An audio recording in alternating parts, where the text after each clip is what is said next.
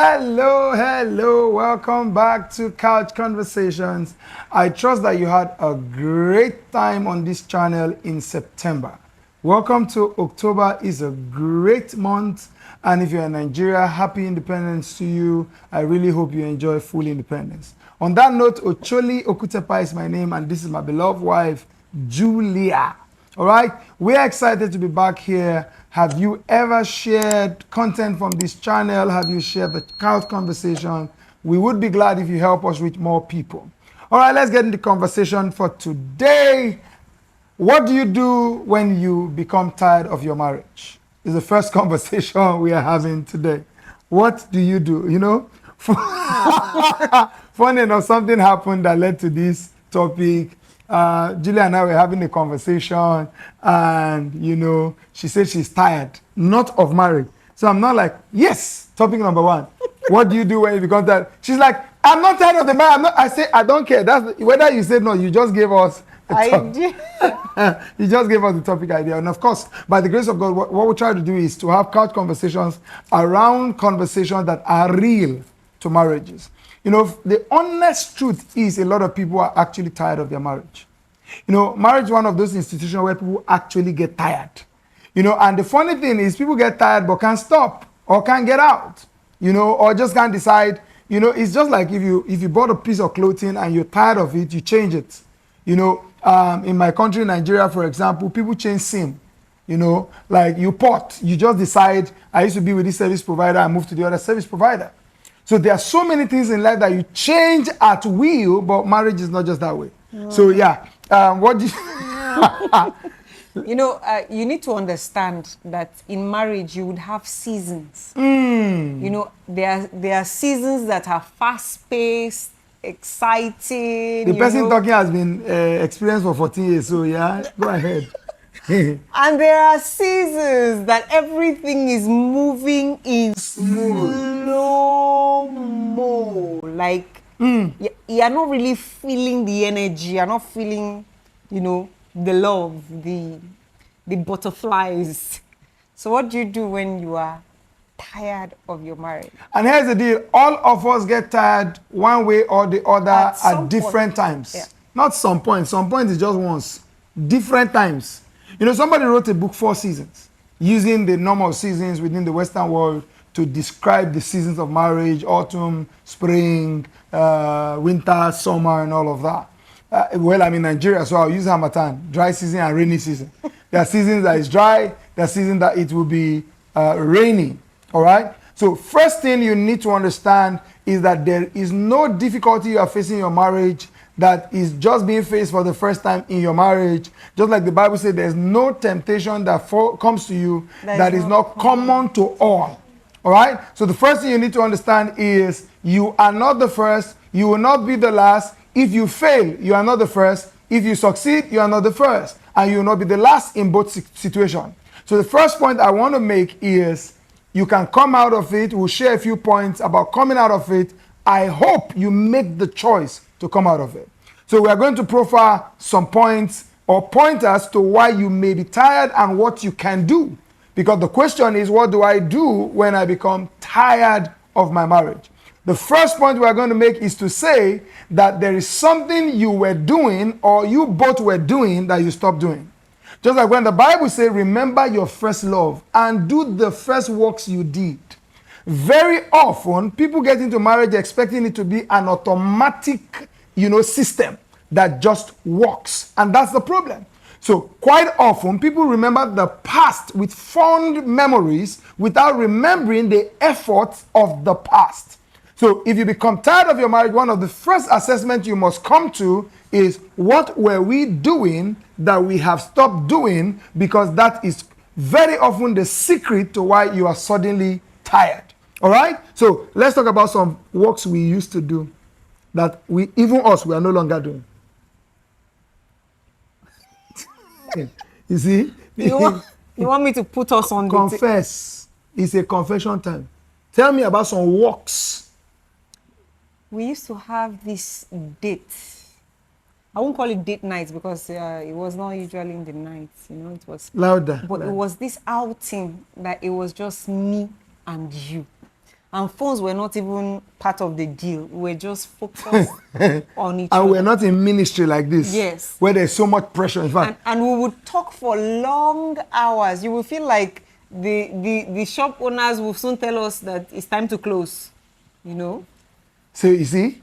So if you say, I'm tired, or it's boring, you see, she just mentioned, in fact, we didn't rehearse this. It's not scripted.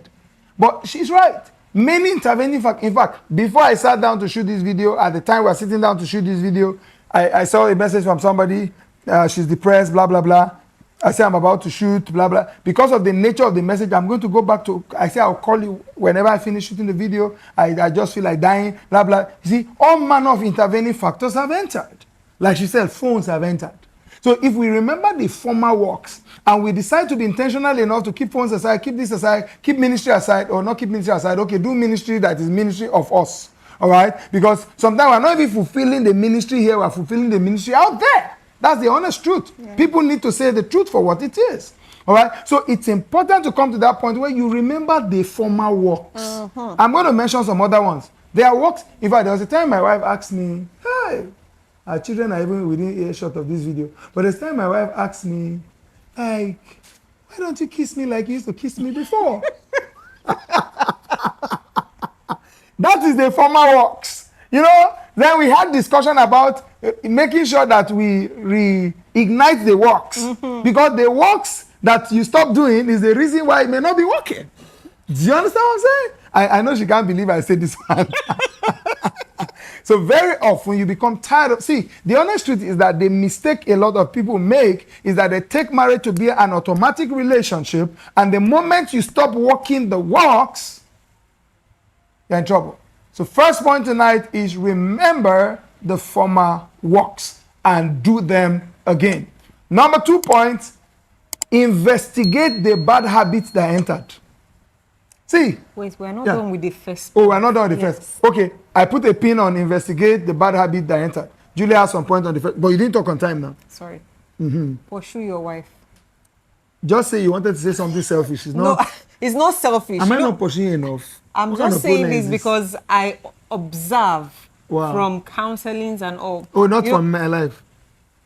Am I not trying? You're trying. Yeah, every time we sit down for couch conversation, you look for something to remind me to do some more. Some men just feel like their wives are conquered territories.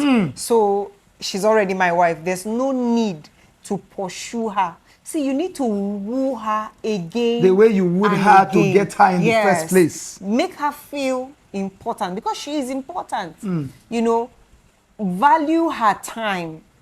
Pursue her, let her know that, see, you are still interested, you are still in love. And the flip side of this point is blush for him.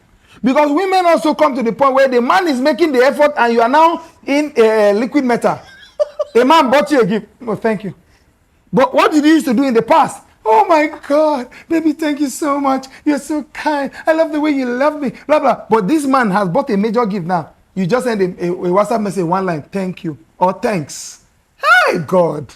Hey, I'm not talking about you. You are still doing all those shimmy that even sometimes I'm even tired all day. But you see, some women have become metal. Yes. Metal. So that you guys will end up being tired because you see, man and woman are emotional beings. So you see, that communication that you had in the past is why it felt interesting in the past. And you are tired now because you have broken that communication. Yeah. You want to add more? Oh, you're now okay. I wanted to add more, but... No, add more before we go to the next point. You know, you need to sing his praises. Tell him how much you admire him. Tell him how much you admire his personality, his qualities. You know. But what if you didn't do that in the past? Start. It's very important. It is very important. Do the works to reignite the working of the union. All right? So let's move on to the number 2 points. Actually quite connected to this point. Because it's actually the flip side of this point, but I want to emphasize it. Investigate and identify the bad habits you picked up. Because see, you surely picked up some bad habits. I'm telling you. You see, for example, like Julia was saying, there were no phones. You picked up phones. See, the phone itself is not the problem. It's the habit of it that becomes the problem.